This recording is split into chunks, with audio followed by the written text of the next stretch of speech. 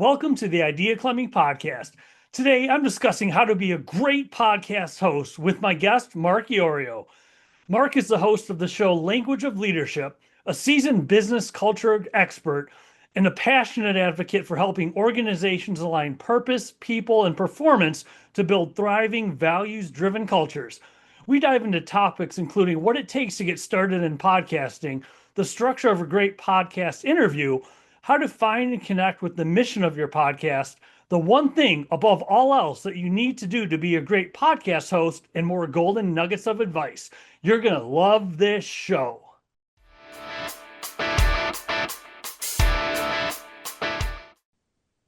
Mark, thank you for making time to be on the Idea Climbing Podcast. I really appreciate it, man. Great to be with you, my man. We're always a pleasure. And we're going to talk about how to be a great podcast host. But before we get into the tips, the tricks, the strategies, as far as becoming a great podcast host, what's your story? What was your journey in podcasting to get where you are today with being so experienced? Yeah, thanks. So about 8 years ago, I was at the studio, just videotaping a show called CEO Chat. My business partner was one of the co-hosts. And as I'm walking off the set, this very, just say a very attractive lady came up to me and said, "Hey, I'd like to have you on my show called Hot Topics." And I'm like, "Oh, I'm in. Where's the schedule? I'm coming in." So, I get there and it's like 3 or 4 weeks after the original taping of CEO Chat. And I get there, and the CEO of the studio comes into the lobby, and he said, "Who are you here to see?" And I said, "I'm here to see so and so." And he said, "Well, she's gone." And he said, "I'll interview you." I'm like, "Well, it's kind of a letdown, but actually, no, I shouldn't say that about Keith. Keith's a good guy." But so he, halfway through the interview, we were talking about marketing, basically, my old business, branding and social media, because he wasn't into big into social media. And he said to me, like halfway through the podcast or the interview, he said, "You'd be pretty good at this." And I'm like, "Yeah, well, that's great. Add that to all the other things that I'm juggling in my life, And he said, "No, I'm serious." He said, "You really ought to think about, hosting a show." And so I went back, started to think about it, started to throw some names out there. We didn't have Chat GPT, so I wasn't able to like put some, ideas or prompts into the database. It went into this database right here, and I just started spitting out names. And, I'm thinking to myself, what should I call it? Like cash to the path, or path to the cash, or, then because sales and marketing kind of go hand in hand, Mark. So I came up with Rainmakers Roundup, and I did it for 7.5 years until the end of last year. I'm still doing it, but only, ad hoc. I started a new show in the beginning of 25 called Language of Leadership. So when it comes for people listening or watching, maybe they, at the most, let's say they have a couple episodes under their belt, or they're dabbling, or maybe they're thinking, someone said to them what someone said to you. Hey, I think you should have a podcast. Now it's rattling around in their brain. To get started in podcasting, what does it take to do it the right way?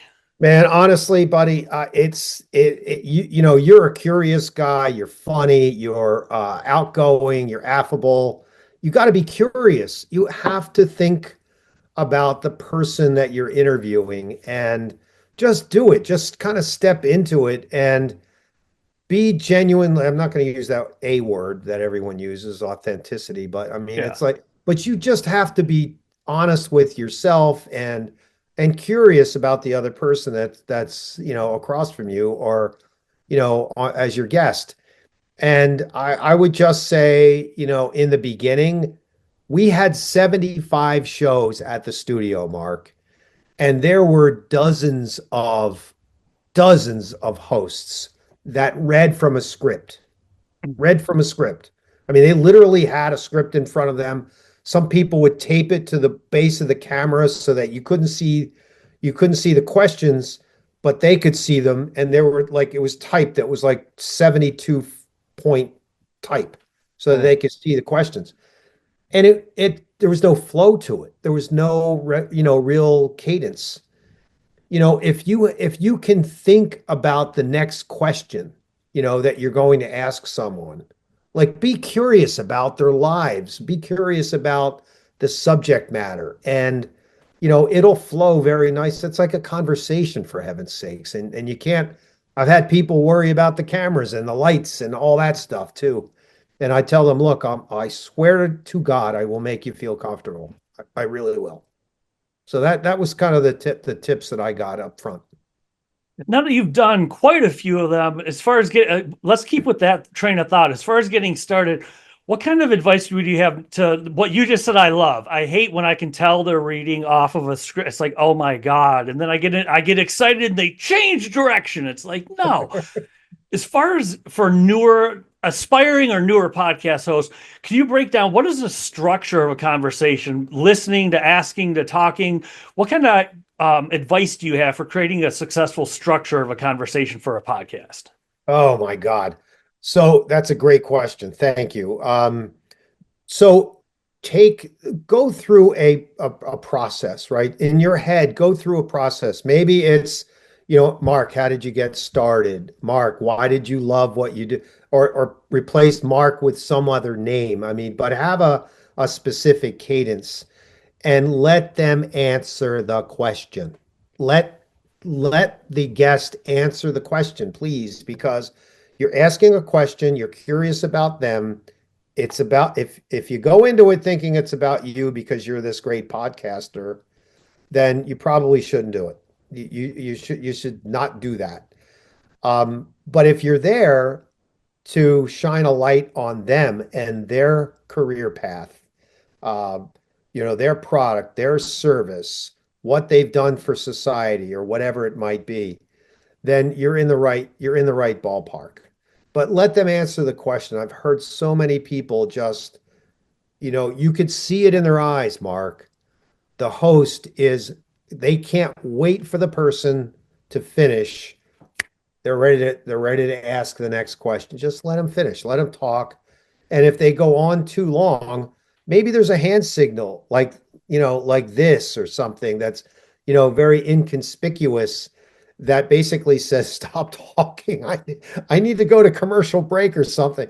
But it really is that flow. So but curiosity really is what drives me anyway. Well, let's back it up a little bit. You're new to podcasting, aspiring podcaster. How do you trying to think of how to ask this the right way? How do you find the first few quality guests? Because I know some podcasters, and maybe this is the answer, but some podcasters just like, I'll ask anyone that'll be on the show. What's your take on what should you be doing, and how do you find your first few guests for like the first, like say, like 10 episodes or something like that when you decide to go ahead and move on with it?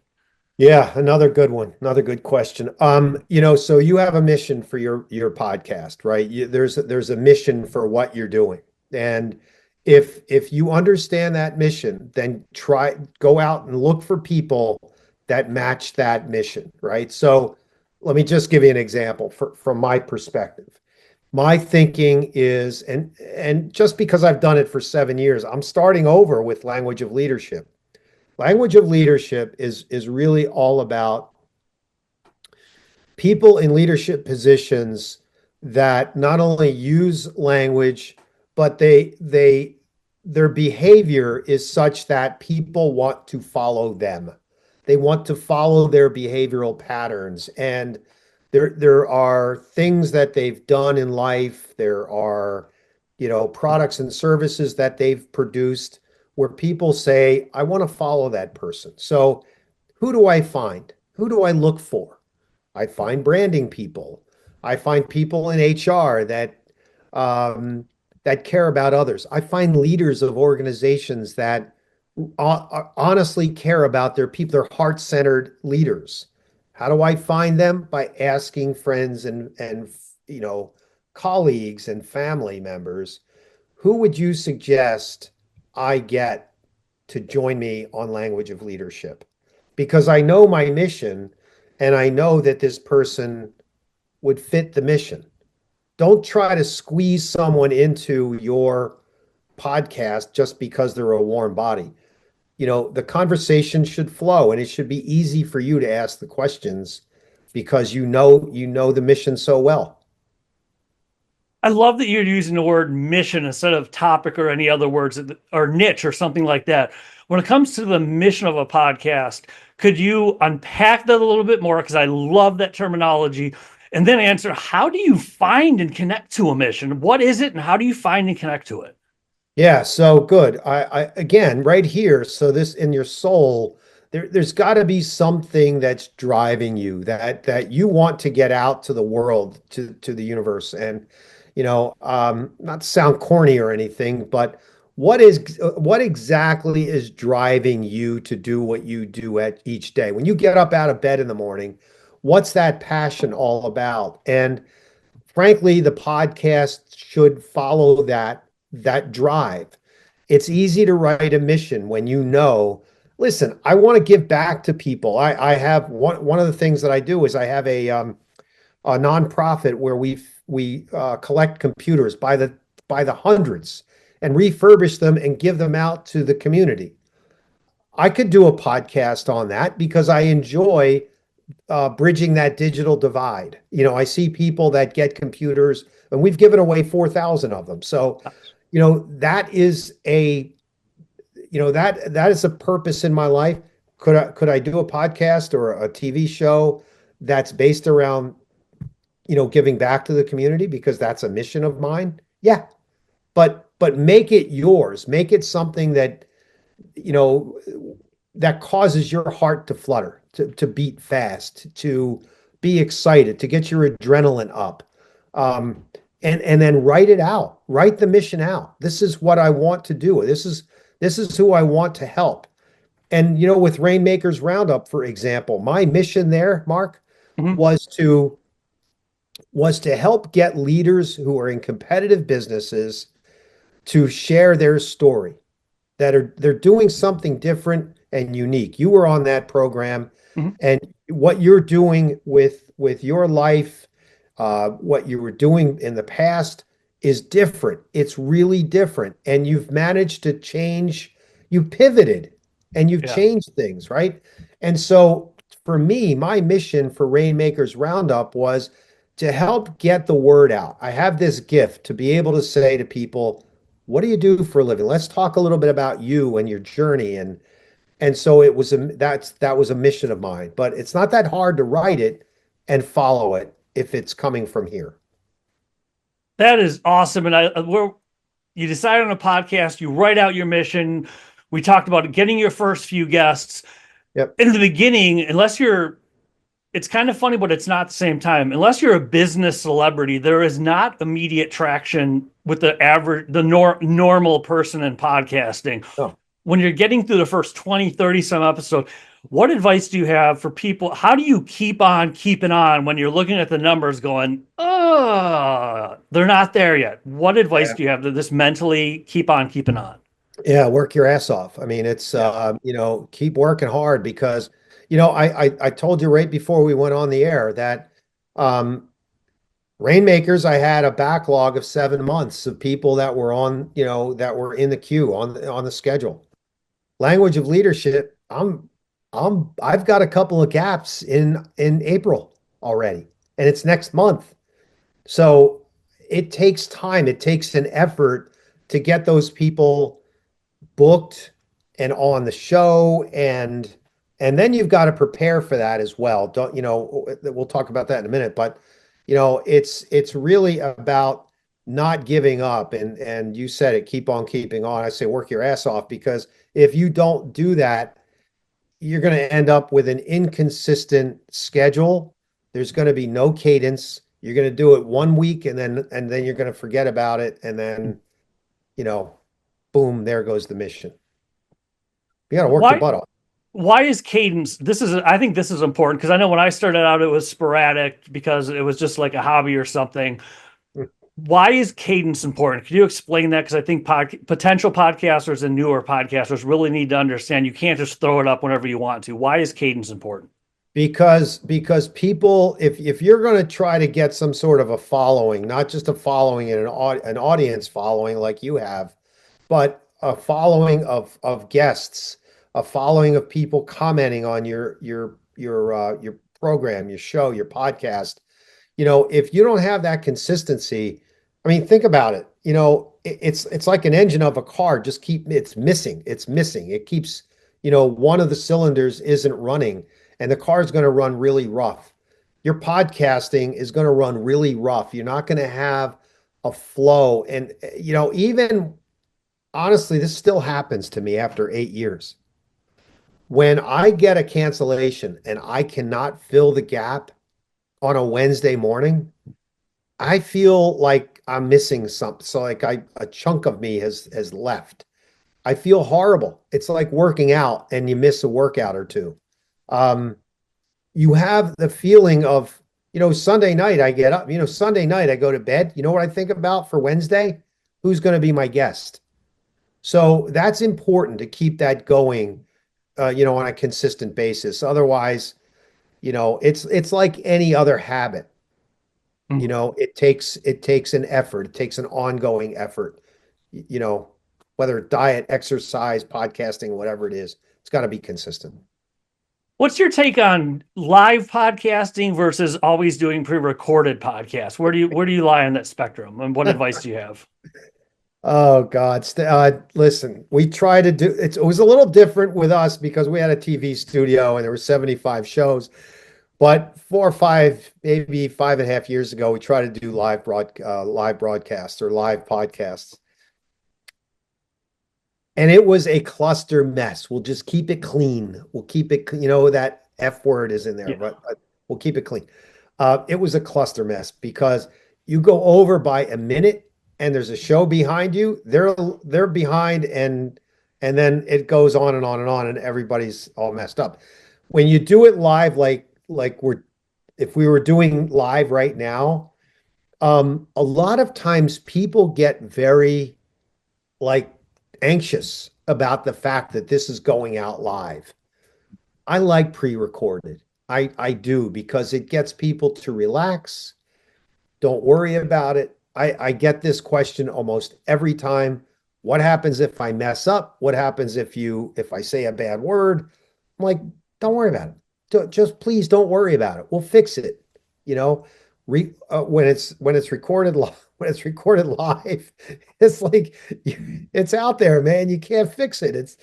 It's gone. So I just prefer only because I had a really crappy experience with the live versions for so long. We can never get our act together at the studio. I don't like live, man. I prefer record it. Me too.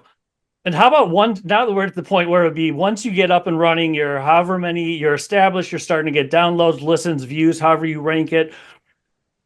What advice do you have to stay on track? Because at first there's like it could be, the excitement and it's new, but once you get, let's even say like 30, 40, 50 episodes in, what advice do you have for keeping on track once you're established? Oh yeah. So good. Nice. Another great question by Mark J. Carter. I love it.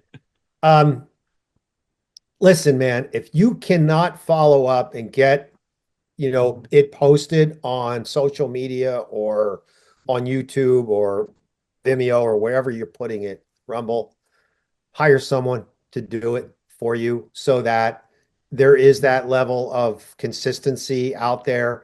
And then you're not going to have to worry about, it getting old.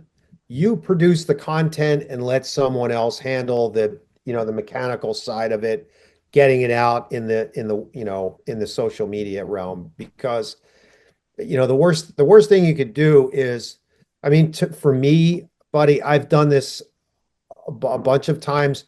I've been on shows and they're like, "Yeah, we're not going to post this for another 4 months."